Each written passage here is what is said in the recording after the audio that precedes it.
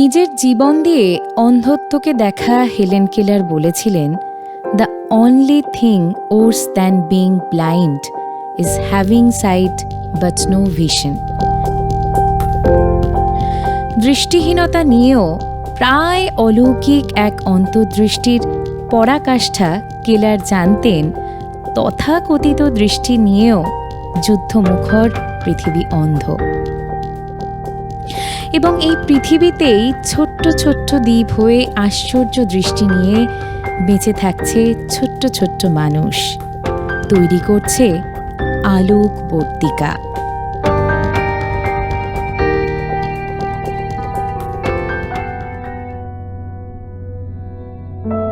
Light house for the blind, নামের মধ্যেই লুকিয়ে থাকা আলোর পথ। সে পথ হেঁটে যাওয়া এক স্কুলের বহু দিনের ইতিহাস। 1941-এর 1 আগস্ট ব্রিটিশ ভারতের লেগাসি ধরে হাঁটতে হাঁটতে সেই 2026-এ 85 বছরের পথ চলা। Adult education centre for blind রূপান্তরিত হয়ে জন্ম নেয় রেসিডেন্সিয়াল স্কুলে, সঙ্গে প্রি ভোকেশনাল প্রশিক্ষণ কেন্দ্র, যার সমষ্টি lighthouse for the blind.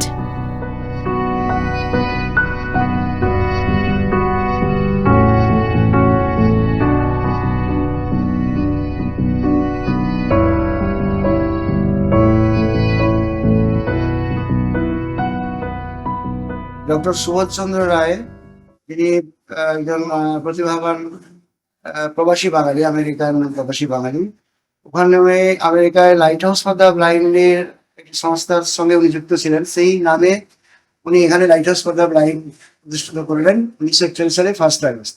একটা ওনার ভিশন ছিল যে ভারতবর্ষে দৃষ্টিহীন ছেলেমেয়েরা যাতে তারা নিজের পায়ে দাঁড়াতে পারে শিক্ষা নিয়ে, সেই উদ্দেশ্য নিয়ে 1941 সালে 1 আগস্ট এই বিদ্যালয়টি প্রতিষ্ঠা করলেন। শুরুতে কিন্তু এটা একটা বয়স্ক প্রশিক্ষণ কেন্দ্র, অ্যাডাল্ট ব্লাইন্ড ট্রেনিং সেন্টার হিসাবে শুরু হয় 1941 সালে 1 আগস্ট। তারপর আস্তে আস্তে এটা বিভিন্ন শাখা প্রশাখায় বিস্তার করে। প্রাথমিক, তারপর উচ্চ প্রাথমিক, তারপর মাধ্যমিক, উচ্চ মাধ্যমিকে উন্নীত হয়। 2009-এ উচ্চ মাধ্যমিক হিসাবে আত্মপ্রকাশ করে। তো প্রতি বছরই আমাদের এখান থেকে মাধ্যমিক পাশ করে বেরোচ্ছে প্রায় 12 থেকে 14 জনের মতো। আবার উচ্চ মাধ্যমিক থেকে বিভিন্ন কলেজে যাচ্ছে, এরকমই 12-13 জন তারা পাশ করে কলেজে গিয়ে বিভিন্ন ইউনিভার্সিটি তারা পড়াশোনা করছে, যেমন রবীন্দ্র ভারতী, যাদবপুর ইউনিভার্সিটি, তারপর বিদ্যাসাগর, মালদা, বিভিন্ন জায়গায়। আমাদের স্কুলে বলে রাখা ভালো যে বিভিন্ন জেলা থেকে, শুধু অল ওভার ওয়েস্ট বেঙ্গল নয়, বাইরে থেকেও, বিহারের থেকেও আসে, উড়িষ্যা থেকেও আসে স্টুডেন্টরা। তারা এখানে উচ্চ মাধ্যমিক পর্যন্ত পড়াশোনা করে বিভিন্ন জায়গায় তারা কলেজে, ইউনিভার্সিটিতে ভর্তি হচ্ছে। আবার এটাও আমরা দেখেছি, মানে আমাদের এখানকার অনেক স্টুডেন্ট যারা এসএসসি দিয়ে স্কুল সার্ভিস কমিশনে উত্তীর্ণ হয়ে স্কুলে শিক্ষকতা করছে। তারপর বিভিন্ন সেন্ট্রাল গভর্নমেন্টের যে সংস্থাগুলো রয়েছে, department, defence, agriculture, agriculture survey of India, এরকম বিভিন্ন department, all India radio, railway workshop, বিভিন্ন জায়গায় কিন্তু আমাদের ছেলেমেয়েরা তারা কাজ করছে। পথিকৃৎ লুই ব্রেইলের কথায়, we must be treated as equals and communication is the way we can bring this about. সেই পথিকৃতের উত্তরাধিকার সুদূর ফ্রান্স থেকে ছড়িয়ে পড়ছে কলকাতায়। যোগাযোগ এবং অধিকতর যোগাযোগ, এই মূলমন্ত্র লাইট হাউসে।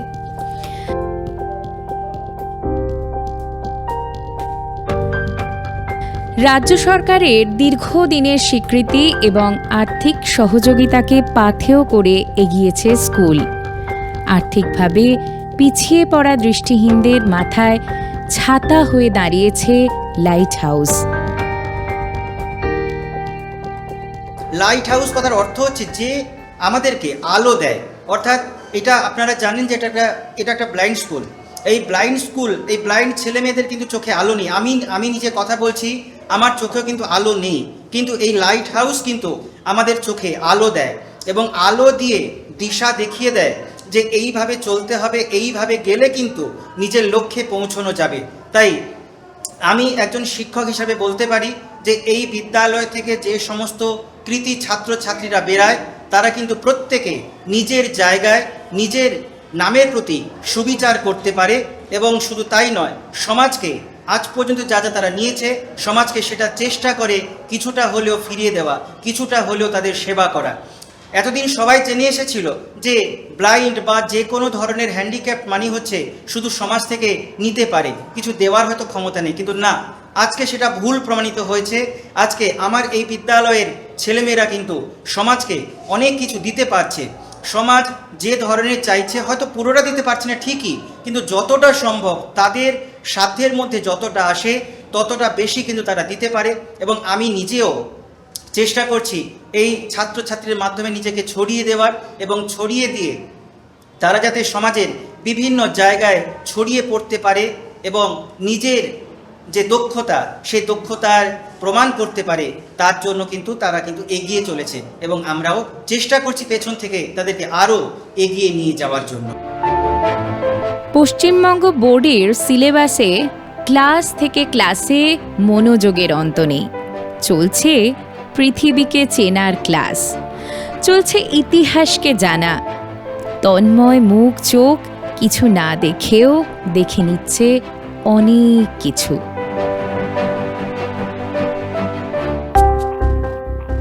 গ্রন্থাগার মানে ছড়িয়ে ছিটিয়ে থাকা বই।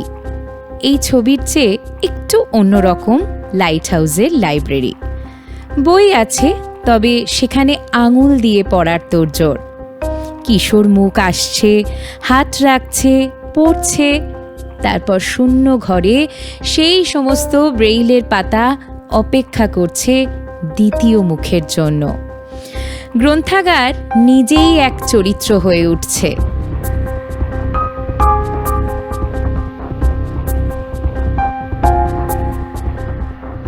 এ তো যে সে ক্লাস নয়, এখানে প্রতিটা সূক্ষ্ম মুহূর্ত এক একটা লড়াই। ব্রেইল রাইটিং স্লেটে নকশা করে ফুটিয়ে তোলা অক্ষর, সেই অক্ষর থেকে তৈরি হওয়া গল্প, কথায় শোনায় একাগ্রতা।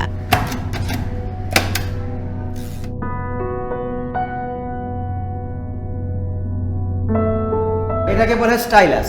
আর এই স্টাইলাসগুলো স্লেট এবং স্টাইলাসের মধ্যে এমনি নর্মাল পেজে লিখলে হবে না, একটু মোটা পেজ লাগবে। সেটা হচ্ছে এই পেজগুলো 175 যে জিএসএমের যে পেজগুলো হয় সেইগুলো দিয়ে একটু গিয়ে করে দিলে একটু প্রেশার দিয়ে লিখলে লেখাটা পড়ে। এবারে যখন একটা লার্জ স্কেলে লিখতে হয় তখন এই মেশিনটাকে আমরা ইউজ করি না, এটাকে ব্রেলার বলে। এই ব্রেলারটা ইউজ করে আমরা একটা লার্জ স্কেলে লিখতে থাকি এবং যেটা আমরা লিখি সেই লেখাটা কি হয়, এই লেখাটা বাচ্চাদের হাতে তুলে দিই, তখন তারা পড়ে। এখন তো প্রেস হয়ে গেছে, প্রেস থেকে বই আসে, বই আসার পরে তারা সেই বইগুলোতে পড়ে। তখন তুমি কেঁদো না মা, যেন বসে বসে একলা ঘরের কোণে। আমি তোমার যাচ্ছি না কো চলে রামের মতো 14 বছর বনে। আশুকে আর শ্যাম, আমি যাব রাজপুত্র হয়ে নৌকা ভরা সোনামানিক নিয়ে। আশুকে আর শ্যামকে নেব সাথে, আমরা শুধু যাব মা 3 জন। আমি কেবল যাব একটিবার, 7 সমুদ্র 13 নদী। এই ক্লাসের ভেতর তৈরি হওয়া দেশ, মানচিত্র, অ্যাটলাসের সীমারেখা, প্রকৃতিকে বোঝা। সামনে দাঁড়িয়ে শিক্ষক, প্রত্যেকের সামনে খোলা ব্রেইল মানচিত্র।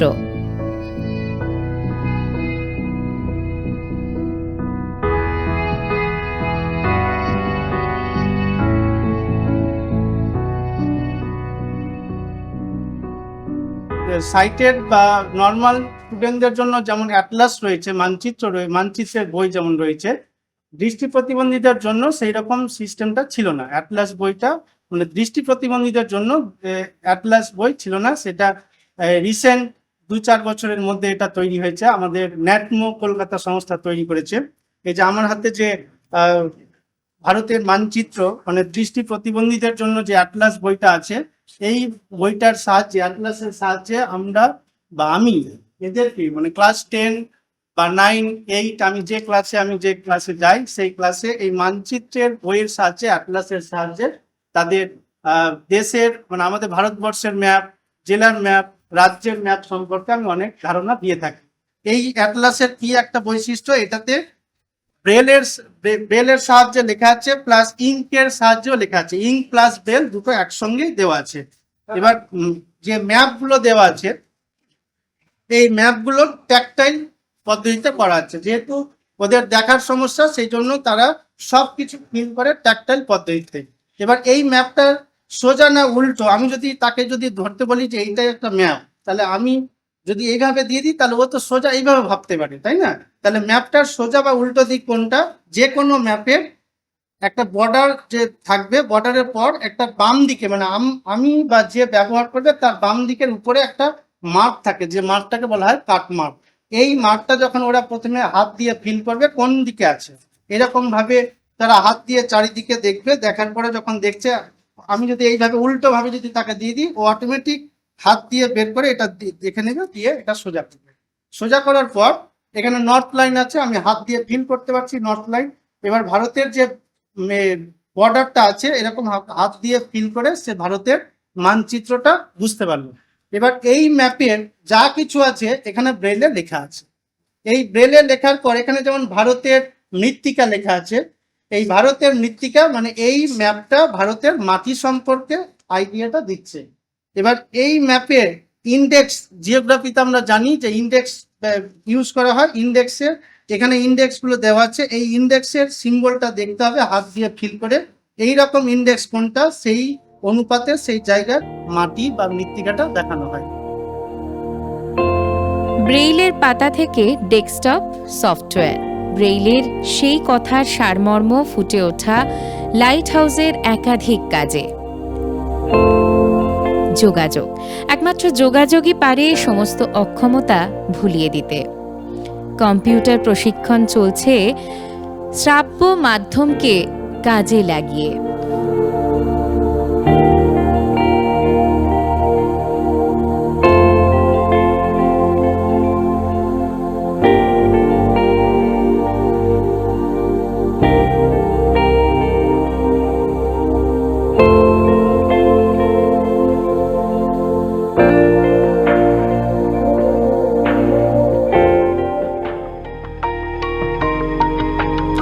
কিংবা দৃষ্টির তথাকথিত অক্ষমতা সক্ষম করছে বাকি শরীরকে।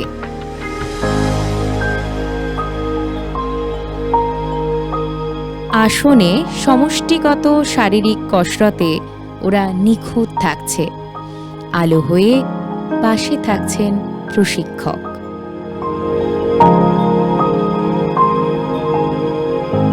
সমস্ত শিক্ষাকে হাতে কলমে মেপে নেওয়ার জন্য তৈরি হয়েছে ছোট্ট বিজ্ঞান কক্ষ। প্রথমে আমি নিয়েছি এখানে দুটো সলিউশন, এর মধ্যে আমি লিটমাস পেপারের মাধ্যমে বোঝাবো যে কোনটা অ্যাসিড আর কোনটা বেস।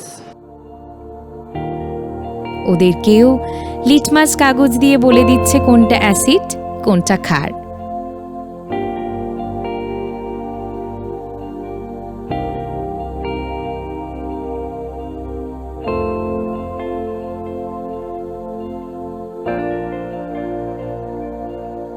দেওয়ালে তৈরি করা মডেল, চোখের বাইরে বিজ্ঞানকে বোঝার হাতে কলমে ছুঁয়ে থাকা ওদের সঙ্গও দিচ্ছেন শিক্ষিকা। অক্সিজেনে জ্বলছে আলো, কমে গেলে নিভে যাচ্ছে, তৈরি হচ্ছে পরবর্তী জ্বলনের জন্য।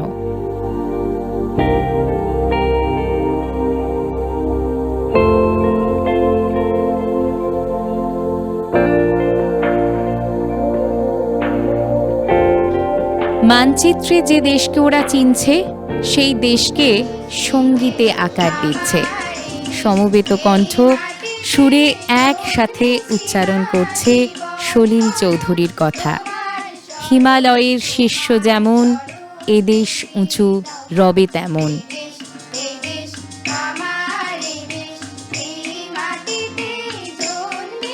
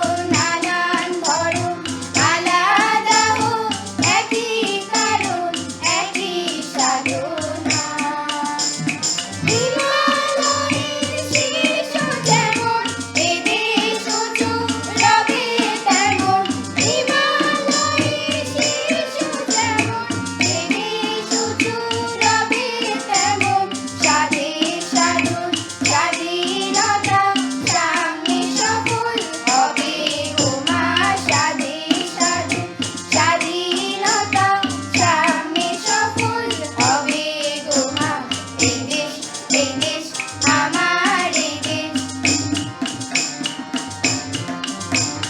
কত না যুগ ধরে ধরে ছিলে গোমা শিকল পরে জাতি জানে না। কত না যুগ ধরে ধরে ছিলে গোমা শিকল পরে জাতি জানে না। তোমার লাখো লাখো ছেলে দিল জীবন অবহেলে। তোমার লাখো লাখো ছেলে দিল জীবন অবহেলে। তারা রক্ত ফেলে জন্মভূমি পুণ্যভূমি করেছে মা। রক্ত ফেলে জন্মভূমি পুণ্যভূমি করেছে মা। এই দেশ আমার এই দেশ। এই মাটিতে জন্মেছে মা। জীবন মরণ তোমার শরণ, তোমার চরণ ধুলি দাও মা। এই দেশ আমার এই দেশ। এই দেশ আমার এই দেশ। এই দেশ আমার এই দেশ।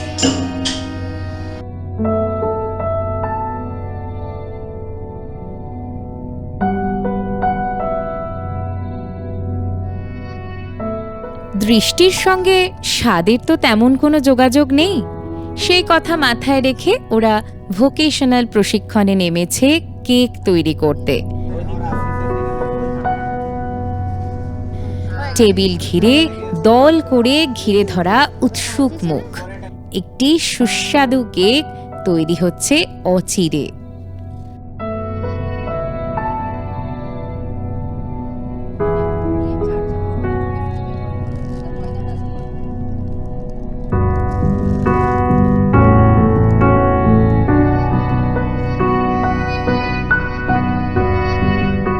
এই সমস্তর বাইরে নিভৃত ঘরে চলছে স্পেশাল বিএড।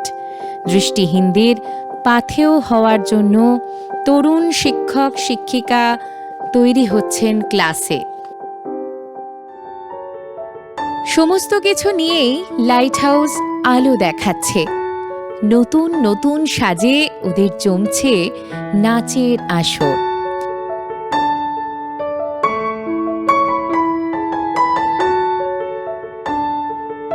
বল দেখতে না পেলেও ওরা শব্দ শুনে বলে দিচ্ছে কোথায় বলের গতি, এবং সেই বলকে ঘিরে জমিয়ে তৈরি হচ্ছে ক্রিকেট দল। ডেস্কে, টেলারিং বোর্ডে, ব্রেইল খাতার পাতায়, হারমোনিয়ামের রিডে ধরা পড়ছে আশ্চর্য জেদ। ধ্বনিত হচ্ছে ব্রেইলের নিজের কথাগুলোই। Braille is knowledge, knowledge is power.